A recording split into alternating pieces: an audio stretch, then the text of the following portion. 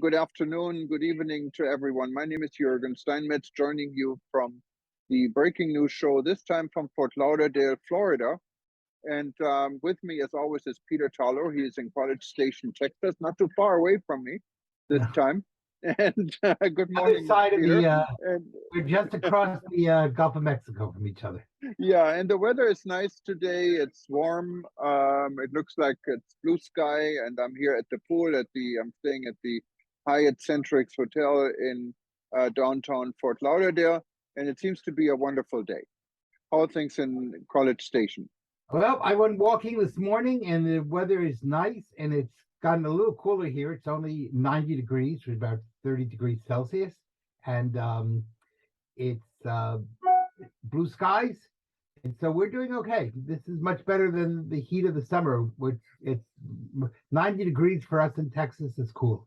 So yes, and I'm the reason I'm in Florida is as many of you probably have seen on eTurbo News, I attended the business meeting for the Caribbean Tourism Organization in Cayman Islands to what they had together with the International Air Transport Association, IATA. And I returned last night on Cayman Airlines from Cayman to Miami, and I'm on my way back to Honolulu tomorrow. But I'm not really looking forward. It's a very long flight via Houston to Honolulu, but hopefully I make it in one piece. And now, I might see you in the airport tomorrow. I have a flight to Washington at 7:30 in the morning. So I'll be in the Houston airport. Yeah, I don't know exactly what time I get to Houston, but I have an hour and a half at the airport. I'm leaving here, I think, at 6:40 in the morning. So maybe I'll see you in Houston on the way. So yeah, I might meet you at the airport. We'll be arriving. Our plane leaves at 7:30, so we'll be at the United Club to have breakfast before we get on the plane. I think I'm going to get there later, actually, because when we leave here at 6:45, I think my Honolulu flight leaves about 10:30. I'm on the nonstop. But let's see. We're going to figure it out. But anyways, just to give everyone an update on the conference, what was actually a very important conference for the Caribbean. For me, it was the first time visiting Cayman Islands. And when you hear Cayman Islands, you always hear about the financial industry. Some of the old movies talk about money laundering. What they're saying is absolutely not possible in the Cayman Island anymore. It's a British territory. So we hit the Cayman Island at a time when the nation was in mourning. So all the really fun stuff, the parties and the music was canceled, unfortunately, but that gave more room to really have a serious conference. And it was a serious conference. Actually, when I talked to the Honorable Minister of Tourism from Jamaica, Bartlett, who played a major role, said this was the best CTO conference he ever attended. And the main subject, as it has been for 20 some years, was connectivity within the Caribbean, and also to combine other markets to really make it a one Caribbean. The slogan for the Caribbean Tourism Organization has always been One Caribbean.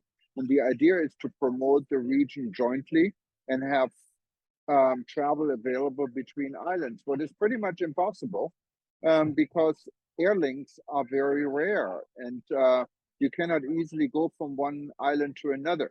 For example, on my flight yesterday on Cayman Air, we had passengers connecting to other islands like Barbados, and they had to go through Miami, had to deal with all this nonsense with customs and immigration in the US, rushing, trying to get on another flight outside the US, because in the United States, probably the only country in the world, there is no transiting. You have to enter the country, you have to have a visa, even if you only spent 2 hours in the US. It's very different from Europe.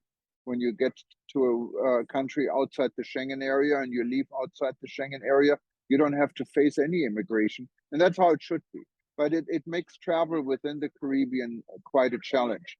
So the outcome, and not only that, but the airline are not coordinated as far as flights go. So you can often be stuck in Miami for 3 or 4 hours. And as you probably saw, Miami Airport is not exactly the most polite airport in the world. As a matter of fact, it's one of the rudest. Oh, it's a zoo. And terrible. I can recommend to anyone, any US citizen who's listening to us, get the global entry. I have the global entry. You really fly through the system. It took me just minutes to get through immigration and customs also. But God forbid if you're a visitor, I saw lines there are probably miles long. I mean, they're not But it's moving. not only the lines, it's the rudeness of the people working at Miami Airport. And if you Well, I need to, haven't seen this. So for me, I didn't have any well, rudeness, so I couldn't really confirm this. well, this is something that's well known around the world. And when you have to check in at the airport, people are incredibly rude to you. So it's not just going through the airport. It's, if you, for example, if I go from Houston to someplace transiting to Miami, I have to get off the plane. Now I don't have to go through customs. I don't have to go through another line, but I have to deal with rudeness at every level, from the restaurants to the people working there. It's like they hate their passengers. Well, and this is sometimes, and you can see this in Europe, how things are changing. When employers of any job are frustrated, this frustration has to come out. And when it comes out, I mean, like I've seen it with Lufthansa in Germany. People who worked for this airline for decades have been frustrated during the times when there's strikes almost every day, and nothing is moving. There's not enough employees, and they get yelled at day and night by passengers for something they simply cannot change.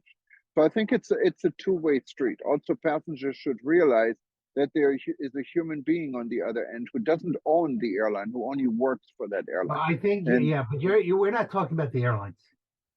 I'm talking about, and it's not recently.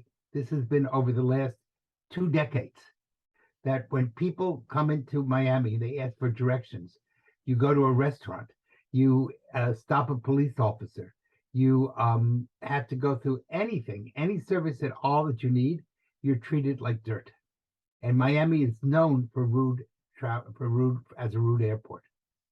okay, well, hopefully they can improve it. I have not seen it. I actually have seen many friendly people who were smiling. I saw the immigration officer who was calling me by first name because the machine didn't print the entry paper, and was very nice and wished me a good day. So maybe things are improving, Peter. I don't know, but Well, I let's hope trained the it's people at important. Miami Airport, so I Okay. try to get. But it'll be interesting to hear your report, because you're going to have to go back to the Miami Airport, I assume, to fly to Houston. Well, I'm actually going out of Fort Lauderdale this time. So,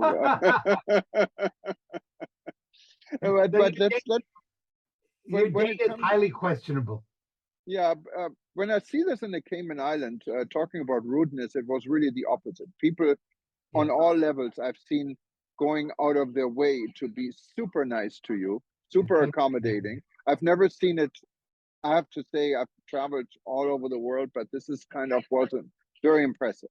People really try. I stayed at the Ritz-Carlton Hotel, what of course is, many say, the best hotel in the country. But it was wonderful. I mean, service level was absolutely excellent. People know you by name. Literally, after you stay there for an hour, and they don't forget your name till you leave a week later, and it's really refreshing. And also, when you see in Cayman Islands, there are people working in the hospitality industry from 135 countries. So it's very global, very international. The country is very modern. I would say it seemed to be quite a bit more sophisticated and modern what I know in Hawaii. The airlines has brand new planes. They're less than 6 months old. And the hotels are nice and clean. So it was really a surprise to see this destination, because I personally really had not a good idea of how the Cayman Island is about, and it's an hour and a half flight from Miami, so it's close by.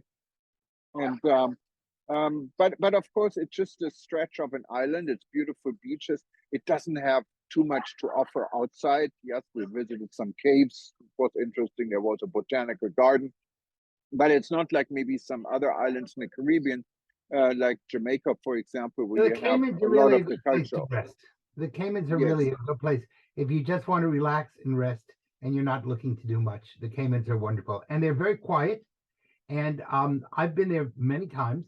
And one of the nice things is the good place to sleep. Oh yeah, absolutely, and that's what it is. But we had very little time to sleep at the conference. It was a very busy conference. Discussions were very active, and a lot of people this time showed up. Also, a lot of the high-level people, the ministers, and really, when I summarize the outcome with my own words, is really that people agreed on a new approach to bring the Caribbean together. Actually, there's an initiative started, what is now under the leadership of the Jamaica minister, Bartlett. It's called Reimagine.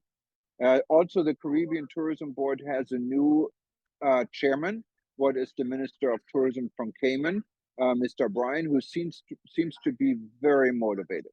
And I think we're going to see some changes in this organization, what many said was stuck in old traditions and in non-productivity. I'm very convinced this will change, and is already changing. People are talking about regional airline hubs, looking at other markets, like, Minister Bartlett is very close now with Saudi Arabia and the UAE. There's a lot of new initiatives. Barbados is getting very close with Africa in getting new traffic in from Africa. What is logical?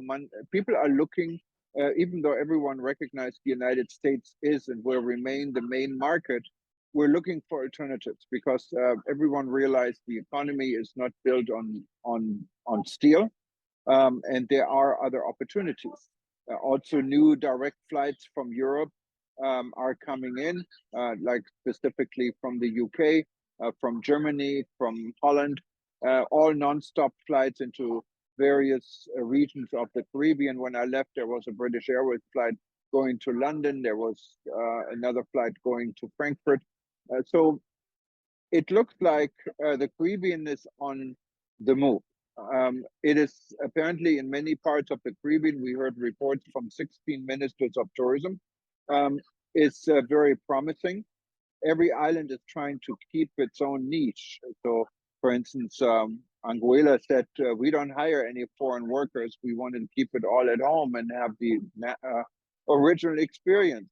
Others say, we're concentrating, we're doing a lot in regards to community tourism, farm tourism, and so forth. So every island is trying to keep its niche, what I think is good. It looks like also numbers for some of the islands actually exceeded the numbers from 2019. This does not apply for the Cayman Islands. Cayman Island is still relatively low. But they're also the last country that just opened, I think, about a month ago after COVID. But many other nations in the Caribbean, business is back to normal and better when it comes to numbers. Yes, and it may actually, depending upon what goes on in Europe this winter, this is a wonderful opportunity for the Caribbean, because there's at least a lot of talk in Europe that this may be the coldest winter, and many of the restaurants are going to have to close because of lack of fuel. I just got a report from the UK, which expects 70% of all restaurants in the United Kingdom to close. Spain is putting up signs saying to people, this winter, if there's no fuel, we may have to close restaurants. And you don't want anything that bad to happen to people in Europe. But on the other hand, if it is that cold and that's a problem, this is an opportunity for the Caribbean to really fill in the gap. And even for Europeans to get out of the cold and be able to have some warm time, especially if they don't have much heat in their homes this winter. Yeah, in Europe, it's already chilly. I was in Europe just a few weeks ago, and it was wonderful. I've never had weather like this. It was like a dream. Every day was warm, blue sky, and it was just beautiful. And that apparently has changed. Talked to my sister in Germany just a few hours ago, and they said it's freezing cold here now, and we're going to have to start turning our heaters on. Yes. So yes, the problem is if Germany runs out of fuel, which is very possible, and England is expecting to run out of fuel, etc., and the cost is going up tremendously, your system may not be able to afford to turn the heat on, or there might not be any fuel to have heat, and so that's going to create a whole new world. Yeah, we'll see. People are really not expecting it's going to get that bad, but we play it by the day. I'm sure there's always, you can always speculate the worst, but you can also be optimistic. First of all, you always speculate the worst because that's good risk management. But secondly, certainly police in Europe are preparing for potential heat riots. So I'm not saying it will happen, but I'm saying they certainly are preparing for that, understanding they may have a major fuel shortage, and this may be a really difficult situation, especially because some countries really went green when they were too early. They closed down areas. And a big problem we have now is even if they want to bring back nuclear power, they haven't built anything for so long that no one remembers how to do it. They're having to literally relearn the lessons, and the people who are the engineers are no longer around. So it's a real challenge for Europe. Of course, in the United States, when it decided to cancel pipelines, that meant that the United States, which was an exporter in the last 2 years, is now an importer instead of an exporter, and so the United States cannot help Europe.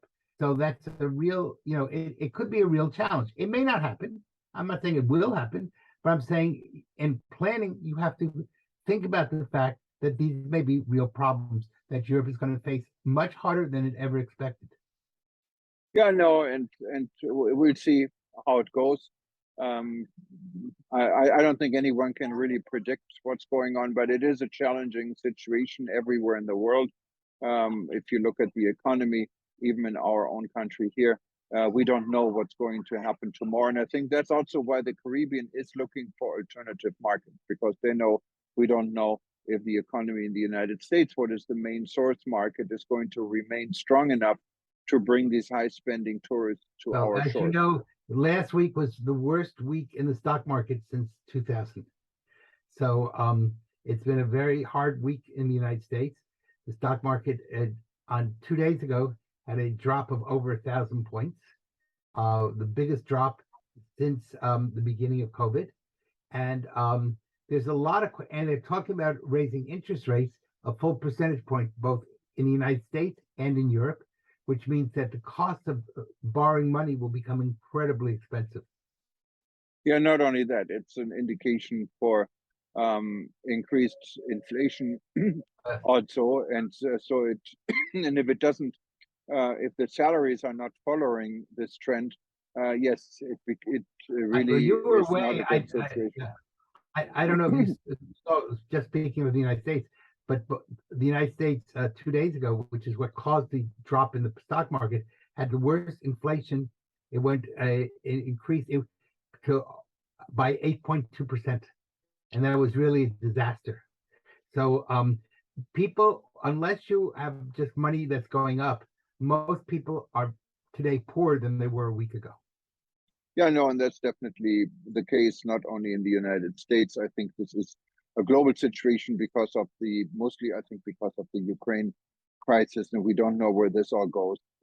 There are no new crises showing up. They're on the world scale, not that important, but another two former Soviet republics, Kyrgyzstan and Tajikistan, are now pretty much in a state of war, fighting at each other, and said they have high level of casualties. So it's not a peaceful world, unfortunately, these days. Yeah, and it's actually much more than just Ukraine. That's an easy way to blame everything, which is not really true. The United States was having major inflation problems long before the Ukraine. It's the fact that when they canceled major pipelines coming from Canada, that created a major inflation, and it created and of course the immigration problem, which has now gone beyond out of control in many parts of the world, has become a real problem. And these are going to impact. So this is an opportunity actually for the Caribbean to take advantage of some of those negatives and hopefully create a positive thing, or at least give people a little time to breathe when they're struggling with all the problems that they're having at home. Well, Peter, we're going into interesting times. I'm sure we're going to talk more in a few days. And for those that are watching us, there's going to be a short session from Nigeria, actually. Just stay tuned. And everyone else, I wish you have a nice Sunday and a nice weekend. Enjoy your vacation. And I hope you're luxuriating in Fort Lauderdale, Florida. And, to our watchers, this is a guy who goes from the Greek islands to the Hawaiian Islands to Florida to the Caribbean. So we have a world traveler on the other side of the screen from me. Yeah. Well, I think Peter, you're not. You're pretty much in the same boat, and it all sounds very exotic. I mean, you see beautiful hotels, and I have to say I do enjoy it, but it is a lot of work. I mean, you get Yeah. up at 6 in the morning, you go to bed at midnight, and you really have no time for yourself sometimes. But today is different. This is my day. I have nothing to do except talking to you and to Yeah. our readers, what I And really of enjoy. course, you know why. Today's Saturday, so you're having a very relaxing Shabbat. Yes, okay. If I was Jewish, yes, it would be. Otherwise, it's a very relaxing Saturday following with a Sunday. I mean, I'm going to be on the plane all day Sunday, so who, what can beat this? But All right. anyway, Peter, I hope you have a good trip Take to care. Washington, Bye bye. and we see you next time from Washington. And for everyone else, if you missed the beginning of this, just simply wait for a couple of hours or an hour, and it will restart. Or you can go to breakingnewsshow.com. Or, of course, you can always find us on our YouTube and Vimeo channel. And for everyone from Fort Lauderdale, have a good day. Bye bye. And stay tuned. Welcome back again. We're now going from Hawaii to Lagos, Nigeria. And in Lagos, we welcome Joseph, and I probably pronounced this wrong, Joseph. See how much I know about Nigerian. Not much. But he's the head of Molon Creation. He will tell us a lot more what it is. And he will actually be attending the Reset event we've talked about a few times in London at the Churchill Hotel in London. Beautiful hotel. I've stayed there myself a few times. A lot of the people from the UAE actually like to stay there, and it's a great location. If you do go to Reset, my recommendation is try the high tea. It's one of the best I ever had, and definitely a must. And across the street from that place is this Pakistani restaurant. Wonderful place to have lunch or dinner. But anyways, Reset is coming closer. It's on the 16th of September. It's an all-day event. And it's about resetting the travel and tourism industry, and it's really worth participating. So if you are in London, you can go to our website at wtn.travel/reset, wtn.travel/reset, or simply on any of our websites, click on events, and you can register. We will also live stream a number of sessions from London here on our network at the Breaking News Show on eTurbo News, Aviation, and all our various platforms. And we will see Joseph there. Joseph, tell us a little bit more. Why are you going to London? Okay, first of all, thank you for having me, Juergen, on the Breaking News Show. And we are very happy to partner with the TLC Harmony, who are the organizers of the Reset Summit 2022 in London. And Mall of Fame Nigeria is the African coordinating body company, and we are the representative in Africa, Nigeria. And our sole aim is to bring in private sector stakeholders and public sector leaders to attend this summit to learn a bit of sustainability. Mall of Fame Nigeria is a project that supports tourism development in Nigeria from generations. We have a generational plan, and that's from the young generation to up to the public sector and the corporate bodies. And recently, we were approached by TLC to work with them on the Reset Summit, and we're very happy to be able to get a lot of private sector leaders to attend, and myself and other tourism enthusiasts and tourism companies who want to learn so much about sustainability. We're very grateful to the Reset Summit team, and I will mention very clearly Nikki Page and Leo Downer and Kirk Heather, and also the former Secretary General, Dr. Talib of the United Nations World Tourism Organization, for giving me the platform. And yourself as well, thank you. Oh, and it's great you will be in London. And when we talked a little bit before the show, what I really liked is that you believe in the younger generation in tourism. And we have to educate the younger generation, because this world is changing, and sustainability is such an important factor. Climate change is such an important factor. and this world is unpredictable. So looking in a crystal ball, how do you see the future for tourism, or let's say for tourism to Nigeria? Now, Nigeria is, for those that haven't been to Nigeria and don't know Nigeria, is one of the major economic powers actually in Africa. Even though it's not yet such a huge tourism destination, but it's the driver of almost anything in Africa, isn't it? Yes, absolutely. I would say very clearly that the Mall of Fame Nigerian team, and who are present with me even on this interview, I will introduce them very shortly.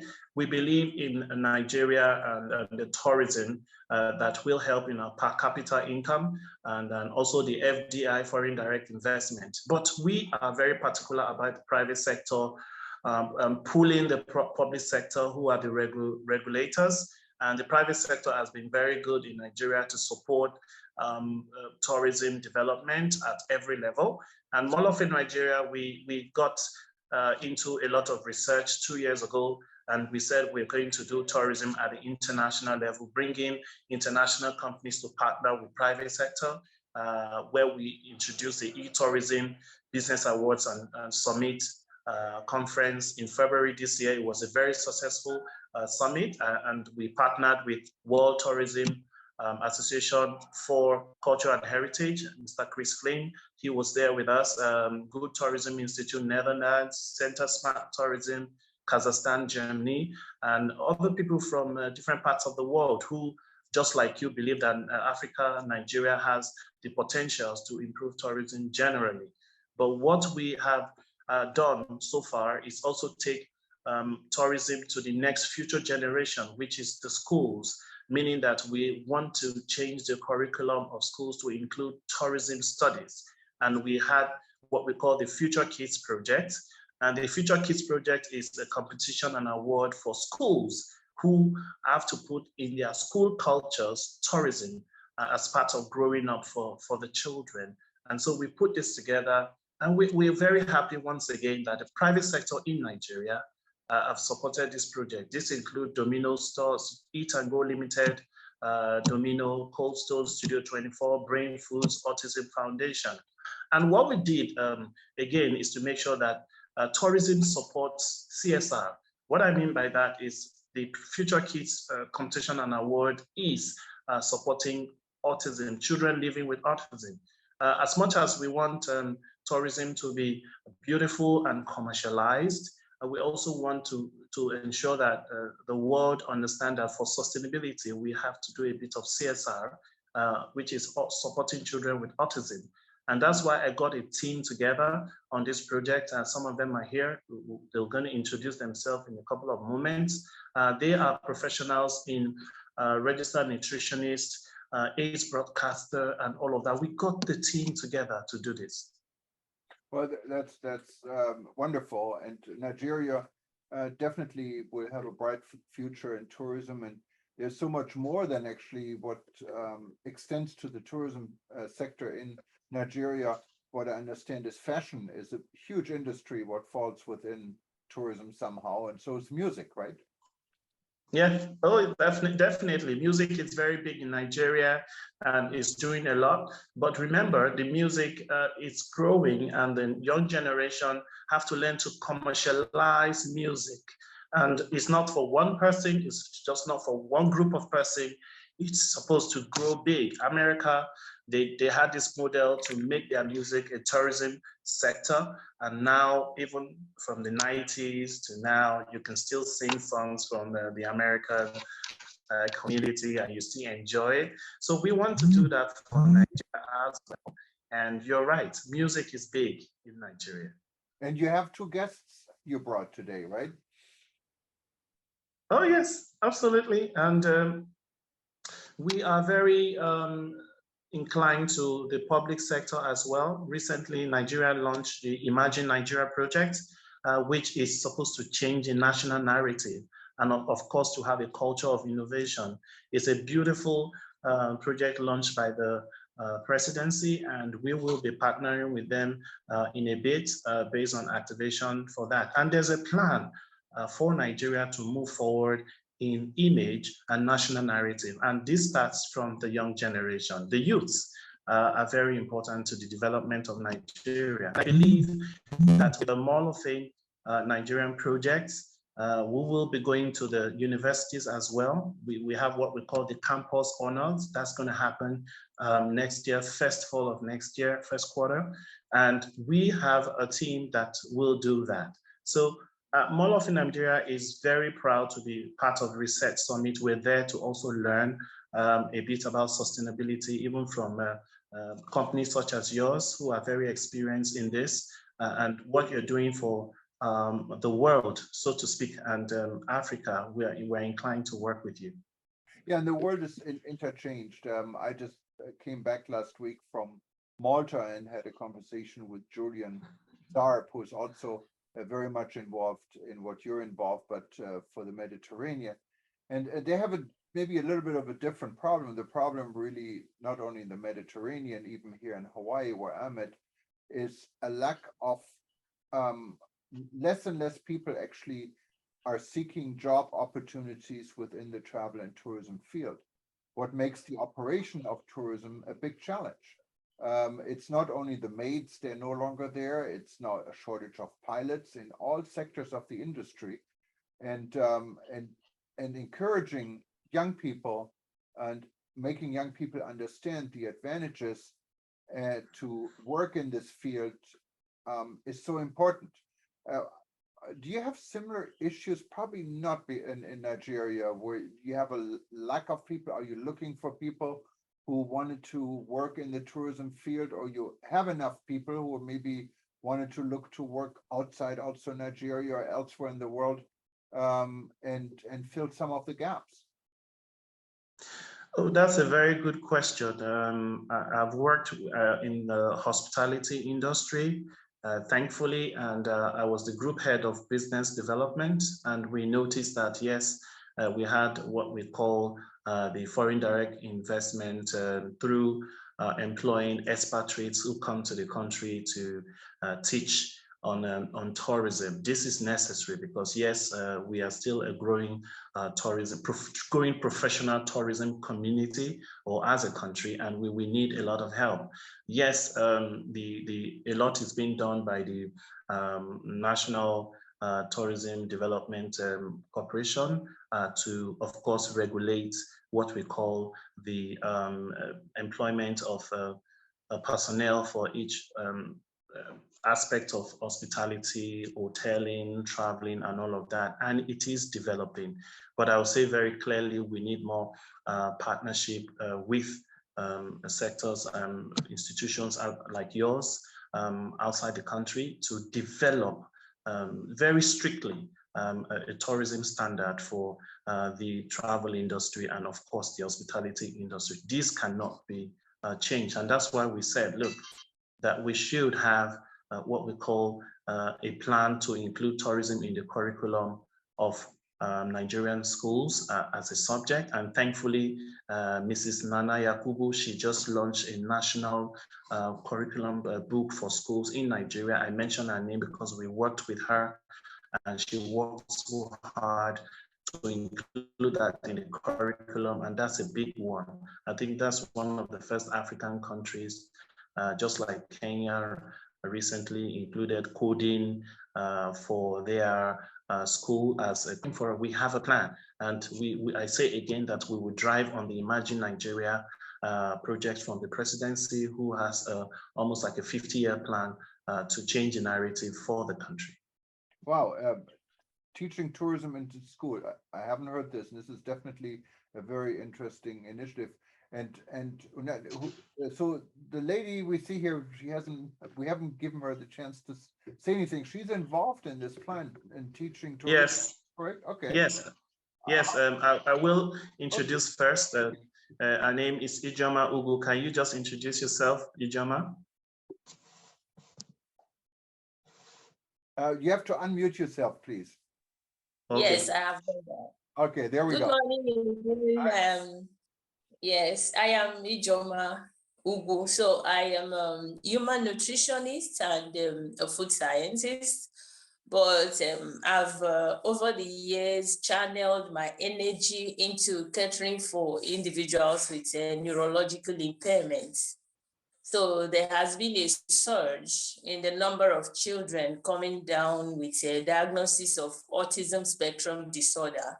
Right. And when I started this, it was unheard of that nutrition could play a part in their management and their future potentials. But yes, I'm happy that today I've managed to drive that consciousness into the public. A lot of awareness have gone in.